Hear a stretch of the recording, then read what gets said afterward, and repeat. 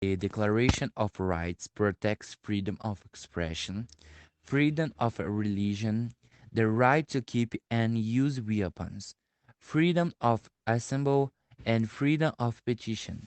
It also provides search and seizure, without any reason, cruel and unusual punishment, and the forced inculpation of self.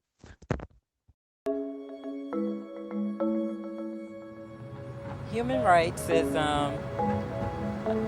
geez, that's a good question. Human rights. Oh, that's a tough one. Wow. Права человека.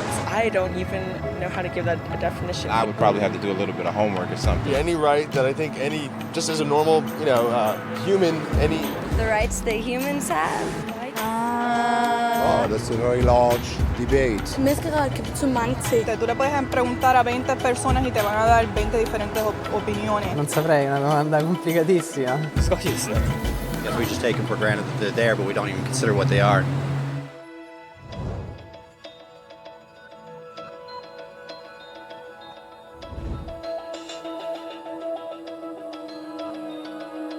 Direitos humanos são os direitos que tu tens simplesmente porque és humano. É como se instintivamente esperássemos e merecêssemos ser tratados como uma pessoa com o direito de viver livremente, de dizer o que pensamos e de ser tratado como igual. Written during the summer of 1787 in Philadelphia, the Constitution of the United States of America is the fundamental law of the federal system of the United States government and the document of reference of the Western world. This is the oldest written national constitution that is in use and that defines the main governing bodies and their jurisdictions and the basic rights of citizens.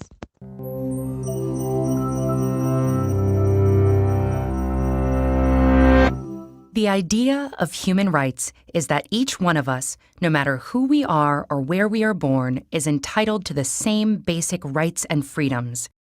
Human rights are not privileges, and they cannot be granted or revoked. They are inalienable and universal. That may sound straightforward enough, but it gets incredibly complicated as soon as anyone tries to put the idea into practice. What exactly are the basic human rights? Who gets to pick them? Who enforces them, and how? The history behind the concept of human rights is a long one. Throughout the centuries and across societies, religions, and cultures, we have struggled with defining notions of rightfulness, justice, and rights. But one of the most modern affirmations of universal human rights emerged from the ruins of World War II with the creation of the United Nations. The treaty that established the UN gives as one of its purposes to reaffirm faith in fundamental human rights. And with the same spirit, in 1948, the UN General Assembly adopted the Universal Declaration of Human Rights. This document, written by an international committee chaired by Eleanor Roosevelt, lays the basis for modern international human rights law. The Declaration is based on the principle that all human beings are born free and equal in dignity and rights. It lists 30 articles recognizing, among other things, the principle of non-discrimination and the right to life and liberty. It refers to negative freedoms, like the freedom from torture or slavery, as well as positive freedoms, such as the freedom of movement and residence. It encompasses basic civil and political rights, such as freedom of expression, religion, or peaceful assembly, as well as social, economic, and cultural rights, such as the right to education and the right to freely choose one's occupation and be paid and treated fairly. The Declaration takes no sides as to which rights are more important, insisting on their universality, indivisibility, and interdependence. And in the past decades, international human rights law has grown, deepening and expanding our understanding of what human rights are and how to better protect them. So if these principles are so well developed, then why are human rights abused and ignored time and time again all over the world?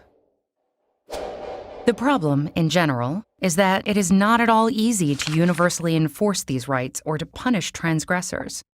The UDHR itself, despite being highly authoritative and respected, is a declaration, not a hard law.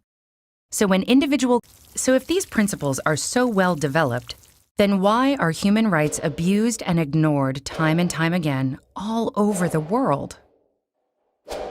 The problem, in general, is that it is not at all easy to universally enforce these rights or to punish transgressors. The UDHR itself, despite being highly authoritative and respected, is a declaration, not a hard law. So when individual countries violate it, the mechanisms to address those violations are weak. For example, the main bodies within the UN in charge of protecting human rights mostly monitor and investigate violations, but they cannot force states to, say, change a policy or compensate a victim. That's why some critics say it's naive to consider human rights a given in a world where state interests wield so much power. Critics also question the universality of human rights and emphasize that their development has been heavily guided by a small number of mostly Western nations, to the detriment of inclusiveness. The result? A general bias in favor of civil political liberties over socio-political rights, and of individual over collective or groups' rights. Others defend universal human rights laws and point at the positive role they have on setting international standards and helping activists in their campaigns. They also point out that not all international human rights instruments are powerless. For example, the European Convention on Human Rights establishes a court where the 47 member countries and their citizens can bring cases. The court issues binding decisions that each member state must comply with. Human rights law is constantly evolving, as are our views and definitions of what the basic human rights should be. For example, how basic or important is the right to democracy or to development?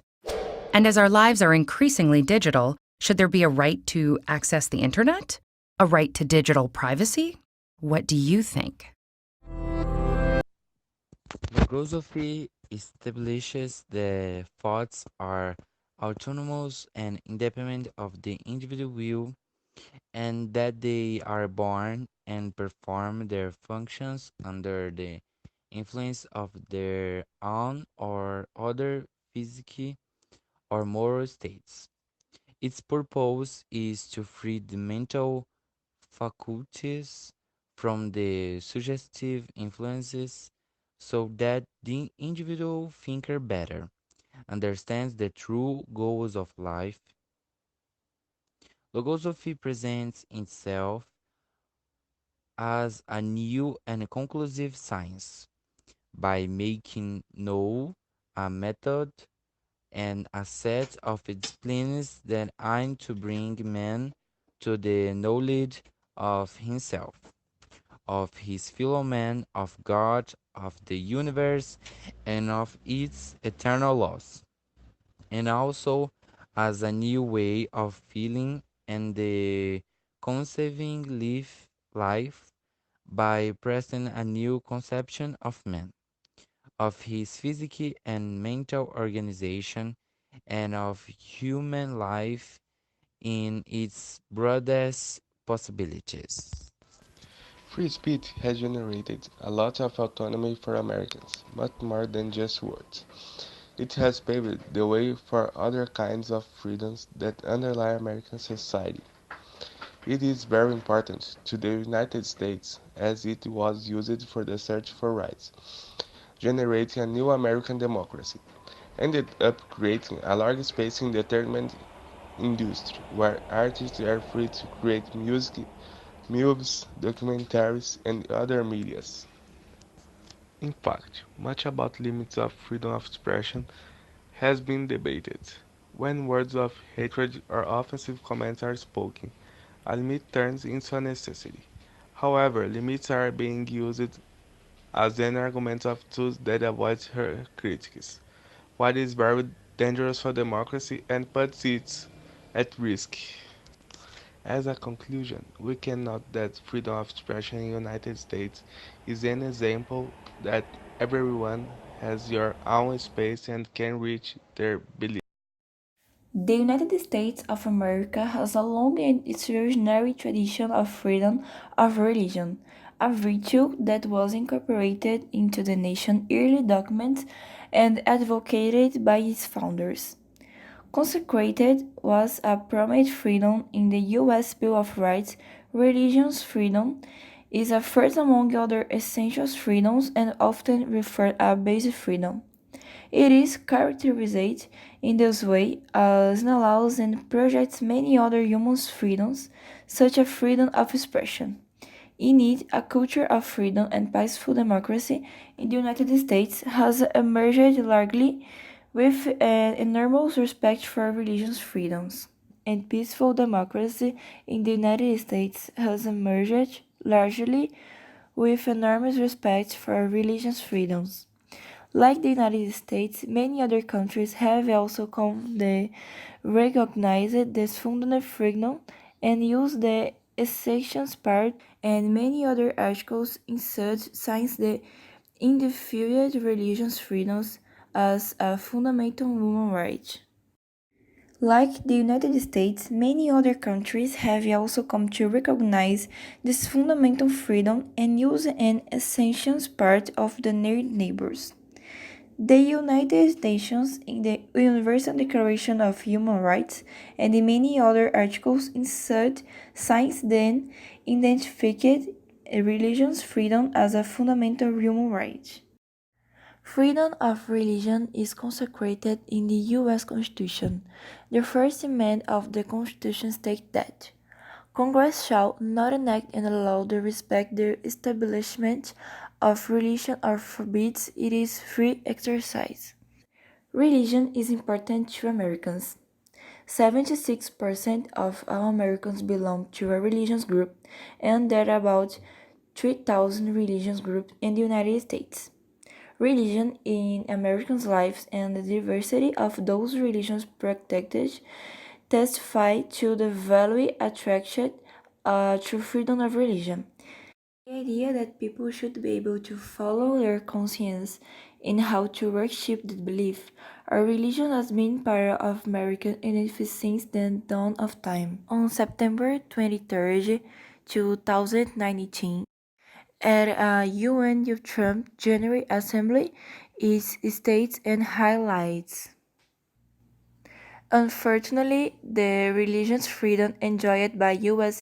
citizens is rare in the world. About 80% of the world's population lives in the countries where religious freedom is threatened, restricted, or even forbidden. Trump urged countries to end religious persecution, repeal laws that restrict freedom of religion, and believe that increase accountability for crimes against religious communities and among other measures.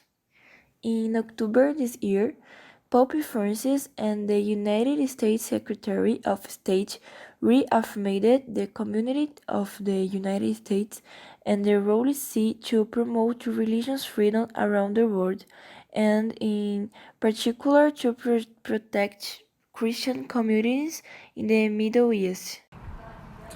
Right to sexuality. Sexuality is part of the human condition itself. It's a fundamental human right that accompanies the human being from birth, because it stems from his own nature. As a right of the individual, it's a natural, inalienable and imprescriptible right. No one can realize himself as a human being unless he has sincere respect for the exercise of sexuality, a concept that encompasses sexual freedom by harboring the freedom of free sexual orientation, the right to equal treatment in respect to sexual tendency. Sexuality is an integral element of human nature itself and encompasses human dignity. Every human being has the right to demand respect for the free exercise of sexuality. Without sexual freedom, the individual does not realize himself, just as any other so-called fundamental freedoms or rights are lacking. Arranged marriage.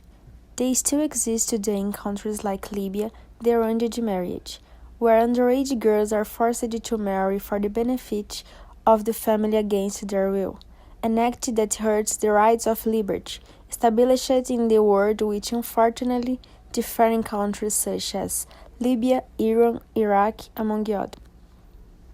According to estimates by the United Nations Children's Fund, 50 million girls get married every year before they are 18 years old. Homoaffectivity. The society that claims to be an advocate of equality is the same as still maintains a discriminatory position of misuse of sexuality. Clear is the social rejection of free sexual orientation. Homosexuality exists and always existed, but is marked by a social stigma, being originated on marginality by moving away from conventional behaviors partners. Because it is a different fact from stereotypes, which do not fit the standards, are regarded as immoral or amoral. By virtue of prejudice itself, one attempt to exclude homosexuality from the world of law, but its inclusion in the list of fundamental human rights is imperative, as an expression of a subjective right that falls into all its categories, because at the same time it is individual, social, and diffuse right. Every March 8, women wake up with uncertainty they will receive some paper, usually flowers. They will hear some talking about having dental combined strength and the problem some joking about housework. But International Women's Day is celebrated worldwide, a milestone in the fight for human rights.